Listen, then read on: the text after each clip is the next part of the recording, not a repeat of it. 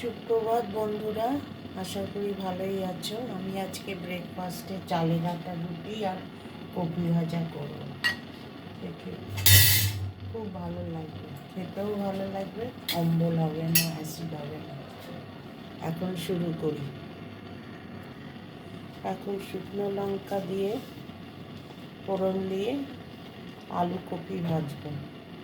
পাঁচফোড়ন একটু দিয়ে দেবো, এই যে তেল ঢালনা।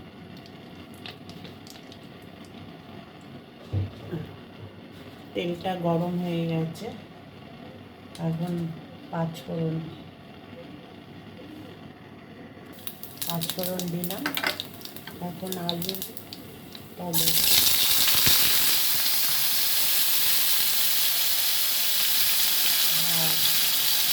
কপিটা দিয়ে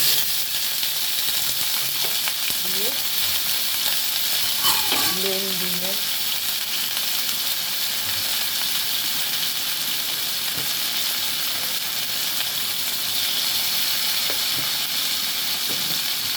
একটুখানি হলুদ,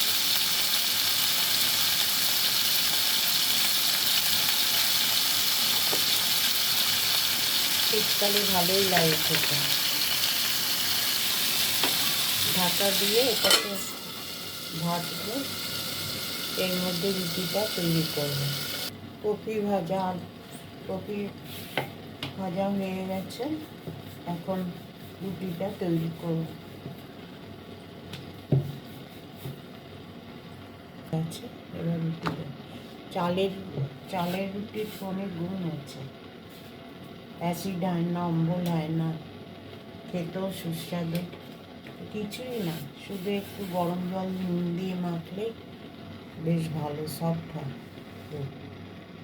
কি সুন্দর ফুলছে।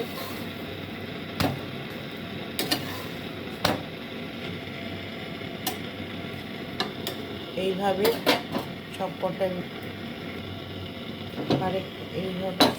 রুটি করবো।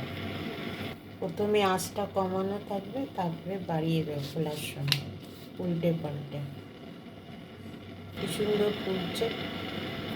বন্ধুরা, আমার তৈরি হয়ে গেছে চালের আটা রুটি আর কপি ভাজা, সঙ্গে লিকার চা। জলখাবারে ভালোই লাগে। চালের আটা খুবই ভালো, উপকারী, আর এটা করাও খুব সহজ। শুধু গরম জল আর নুন দিয়ে মাখলেই হবে। যদি তোমাদের ভিডিওটা ভালো লাগে তাহলে লাইক, কমেন্ট, শেয়ার করে দিও। আজকে চলি, নমস্কার।